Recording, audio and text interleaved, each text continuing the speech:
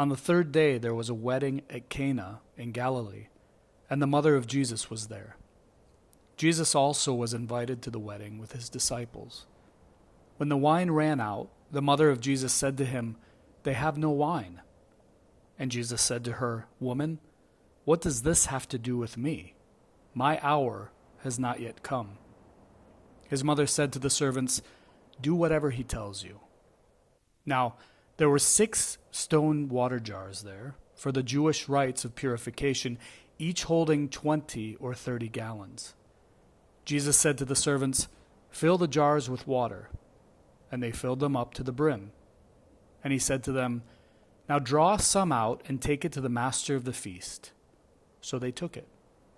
When the master of the feast tasted the water, now become wine, and did not know where it came from, though the servants who had drawn the water knew, the master of the feast called the bridegroom and said to him, "Everyone serves the good wine first, and when people have drunk freely, then the poor wine. But you have kept the good wine until now."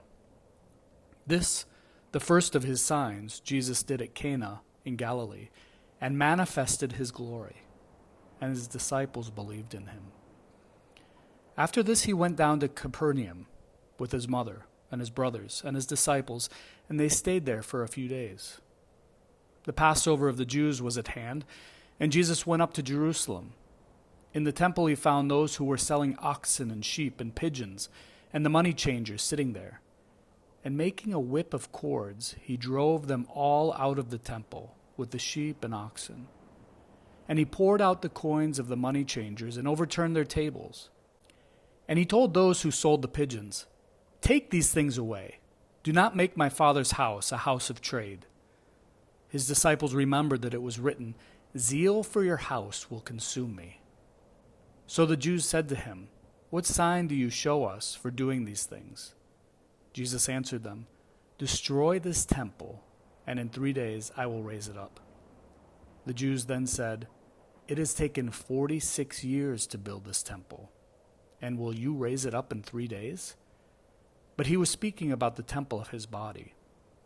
When therefore he was raised from the dead, his disciples remembered that he had said this, and they believed the scripture and the word that Jesus had spoken. Now when he was in Jerusalem at the Passover feast, many believed in his name when they saw the signs that he was doing.